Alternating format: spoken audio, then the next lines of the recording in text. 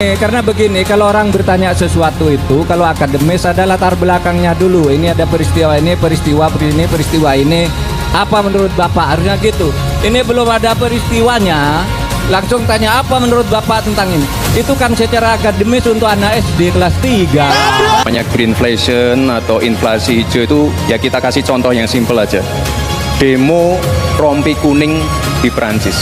Bahaya sekali. Sudah memakan korban. Ini harus kita antisipasi, jangan sampai terjadi di Indonesia. Juga ingin mencari itu jawabannya ngawur juga itu. Gila ini. Ngarang-ngarang ndak karuan mengkaitkan dengan sesuatu yang tidak ada. Gerakan Rompi Kuning di Perancis merupakan gerakan populis akar rumput oleh keadilan ekonomi yang dimulai di Perancis pada Oktober 2018. Gerakan itu muncul setelah petisi online yang diunggah pada bulan Mei berhasil menarik hampir 1 juta tanda tangan. Demonstrasi massal Rompi Kuning pun dimulai pada 17 November di seluruh Perancis. Massa mengenakan jaket berpendar dengan visibilitas tinggi melakukan aksi demonstrasi. Gerakan ini dilatar belakangi oleh kenaikan harga bahan bakar, tingginya biaya hidup. Gibran dituduh gak etis saat debat kemarin. Apakah ini adil? Menurut saya etis ini menarik sekali. Boleh nggak saya balik pertanyaan ini kepada bapak-bapak yang duduk di sini? Jadi dari kemarin ketika Prof Mahfud mengkritik food estate, mengkritik soal hukum yang dimana beliau adalah Menko Polhukamnya, beliau adalah pembantu presiden, beliau adalah bagian dari pemerintahan tersebut. Apakah itu etis? Gus Muhaimin adalah ketua umum Partai Kebangkitan Bangsa PKB, adalah bagian dari pemerintahan saat ini. Gus Muhaimin mengkritik pemerintahan saat ini, masih menjadi bagian dari pemerintahan saat ini. Pak Tong Lembong ketika itu adalah menterinya Pak Jokowi, sekarang menyerang Pak Jokowi, mengatakan bicara soal contekan segala macam. Apakah itu etis? Dan satu lagi yang terakhir, Pak Anies dalam debat pertama dan debat ketiga, Pak Anies ketika diberhentikan oleh Presiden Jokowi sebagai menteri, yang menolong, yang mensupport, yang menjadikan Pak Anies Gubernur DKI Jakarta namanya Bapak Prabowo Subianto. Pak Anies menyerang, membabi buta Pak Prabowo dalam debat pertama dan debat ketiga. Apakah itu etis? Mas Anies gak usah takut, disebut aja angkanya berapa gitu loh. 11 mas, dari 100. Biarkan publik yang menjawab. Apakah itu etis? Breaking news, Pak Mahfud ND mundur dari Menko Polhukam, bentuk protes keras ke pemerintah. Pak Mahfud mau mundur kok baru sekarang, bentuk protes keras katanya ke pemerintah. Bapak ini kan menjabat Menko Polhukam selama 4 tahun, udah hampir 5 tahun loh Pak. Terus baru protesnya sekarang. Pada saat Bapak jadi cawapres, Bapak teriak bilang katanya hukum di Indonesia bobrok lah katanya gitulah. Tumpul ke atas. Sekarang yang menjadi Menko Polhukam itu siapa Pak? Seharusnya saya yang mengkritik Bapak gitu loh. Etis enggak sih Pak kalau kayak gini Pak? Bapak menyalahkan ini ke presiden, ke pemerintah. Lah Bapak ada di jajaran pemerintah loh Pak. Gak malu Pak? Saya Pak sebagai fans Bapak aja malu loh Pak. Saya fans Bapak loh. Saya orang Madura juga loh Pak. Sesama orang Madura Pak. Saya tuh bangga punya Bapak gitu sebagai orang Madura, sebagai orang yang cerdas. Tapi sekarang Bapak tuh di luar jalur sudah Pak. Kayak Bapak tuh disetir gitu loh.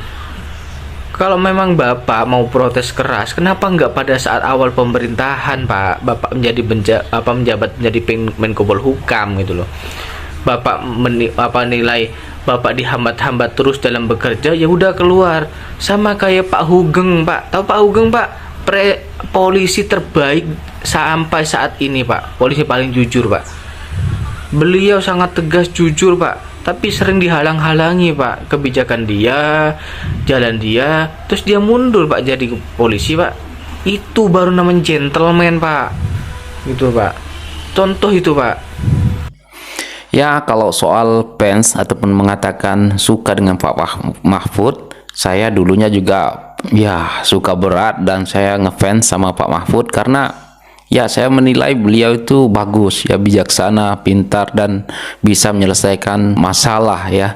Tetapi sekarang ini saya melihat Pak Mahfud itu agak berbeda ya, karena sudah kayak ada yang setir. Memang benar kata abang ini, kayak Pak Mahfud ini sudah ada yang setir ya. Apakah Pak Mahfud diusung oleh PDIP? Aku pun nggak tahu ya guys. Kalian bisa berkomentar. Beberapa tahun yang lalu, Anies Baswedan mengatakan bahwa Prabowo Subianto merupakan sosok kenegarawan. Namun saat ini berbanding terbalik. Berarti dapat kita artikan penilaian seorang Anies Baswedan tergantung pada kebutuhan politiknya. Ketika dia sedang butuh dengan seseorang, maka kata-kata manis yang dikeluarkan. Namun saat ini ketika dia berlawanan dengan lawan politiknya, maka dia berikan penilaian yang rendah. Sama seperti sambutan yang disampaikan oleh Bapak Anies setelah debat Cawapres.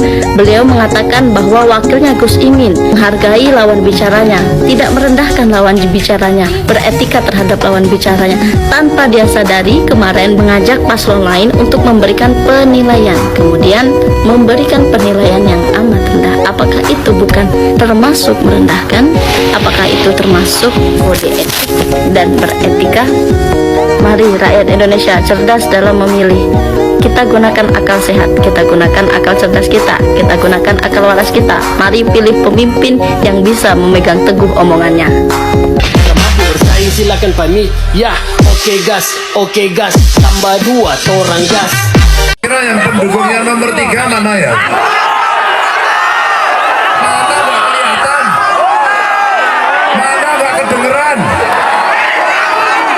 3.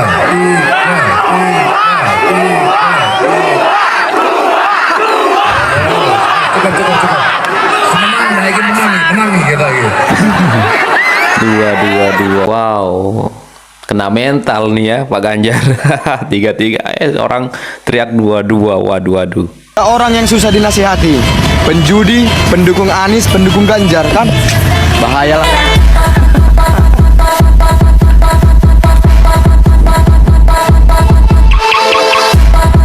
Lihat ini kan, lihat, itulah gunanya ditetapkan batasan umur. Bener juga ya. Malah fokus sama yang belakang nih orang. Tapi memang sih, yang lain gak ada yang senyum loh pas Gibran ngomong kayak gitu. Kayak malu. Dari debat semalam gue semakin yakin harus tidak memilih siapa. Sesungguhnya Allah sebaik-baik pembuat rencana, itu Quran surat Al-Imran, dan Allah bakal menunjukkan rencana jahat seseorang. Nah, Iyo, saya juga Herman, padahal debat capres kemarin 02 diserang terus. Orang kerja kelompok untuk lawan ini kelompok 2. Sampai-sampai Pak Prabowo-nya dikasih angka 11 dari ke 100 deh. Bukan etika itu. Gilirannya dibalikin sama capresnya 02. Nggak terima, bilangnya nggak ada etika. Di mana etikanya? Kalau nggak ada etikanya Samsul itu pasti nggak salaman nih guys, langsung pergi begitu. Bahkan selesainya debat dia minta maaf sampai dia bungkuk begitu kan sama cawapres lain. Menurutku ini masih mending guys, karena 1 lawan 2. Ini 1 lawan 2 orang. Kalau kemarin kan 2 orang lawan 1. Jadi kalau nggak mau Ki dikasih begitu, jangan kok juga begitu. Apa sih? iya benar juga ya kan, kalau nggak mau digituin ya jangan buat begitu ya kan. Ada kalian tengok semalam debat cawapres putaran keempat?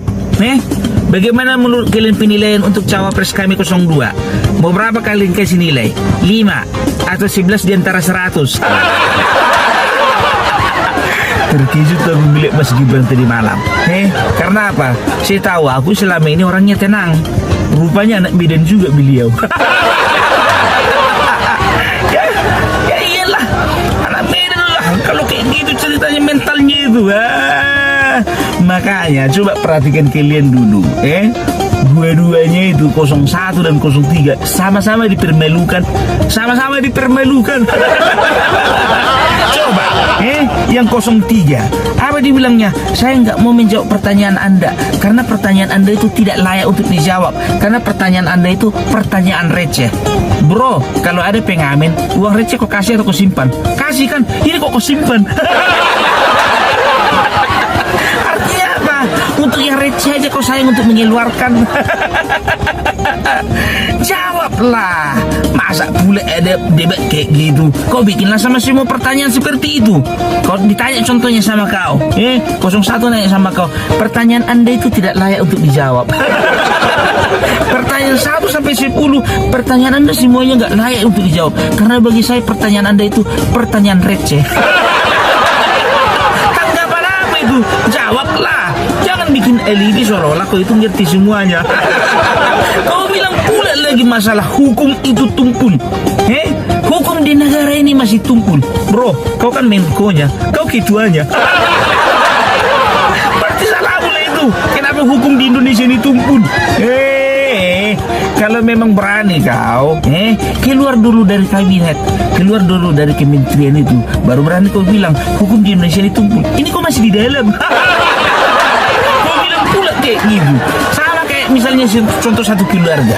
Misalnya contohnya lah, ada kawanmu mengomentari anakmu, dibilangnya sama kau, Le, anakmu ini nakal kali. Itulah, gak ada memang otak bapaknya ini. Itu kan mempermalukan diri sendiri. Iyalah, itu makanya belum lagi waktu Caimin itu dipermalukan. Ketika apa? Ketika dia bawa catatan. Tahu nggak gila waktu kita zaman sekolah dulu dan kuliah dulu, guru, dosen, kalau kita lihat dia mengajar masih bawa catatan, kita bisa katakan dan simpulkan bahwa guru itu amatiran. Nggak ada yang lengket di sini, semuanya lengket di catatan. Gimana Gus, enak ya? Masih bisa lihat catatan? Sampai hatinya tua, membalas bule dia. Ya jangan-jangan semua yang ada di ruangan ini semuanya ijazah palsu. Kalau masih singgung-singgungnya juga masalah ijazah palsu, lebih bagus kau mundur dari cawapres. Ada orang yang lebih layak untuk ngomong ijazah palsu. Siapa itu? Gus Nur. Itu aja bikin cawapres 01. Bikin malu aja. Tapi itulah kena mental ya. Ya gini aku 01 sama 03 tadi malam kena mental. Karena apa? Merasa dipermainkan sama orang yang belum berpengalaman. Ya bikin kecil perasaan kayak gitu bah. Dan yakin aku 01 dan 03 itu sama-sama terkejut. Kawan-kawan ini bisa belajar menyerang. Inilah yang membuktikan bahwa Mas Gibran itu walaupun dia suku Jawa, mentalnya mental anak Medan. Yalah, itulah namanya anak Medan. Anak Medan gak akan pernah membiarkan siapapun menghina, mengolok-olok, merendahkan pimpinannya, ketuanya. Kalian tengok kemarin itu debat capres waktu putaran ketiga, bagaimana 01 dan 03 mengolok-olok capres 02 yang notabene itu adalah ketuanya Mas Gibran. Inilah saat pembalasan. Ini pembalasan ini. Emang kalian aja yang bisa kayak gitu. Atau kau bilang lah etika lingkungan 01 itu etika. Ini Mas Gibran kembali kepada etika lingkungan. Baru ini aku dengar ada bahasa etika lingkungan. Maksudnya apa sih etika lingkungan? Mau kau suruh semua binatang pakai baju supaya dibilang lebih beretika, atau mau kau suruh semua kelapa pakai dasi? Etika lingkungan, sok-sokan kau ngomong etika kau sekarang. Kemarin gimana aja kau? Kalau ngomongin etika, kau kenapa nggak dari dulu? Dari debat capres yang ketiga itu, kau nasihati dulu itu ketuamu itu capres 01 itu.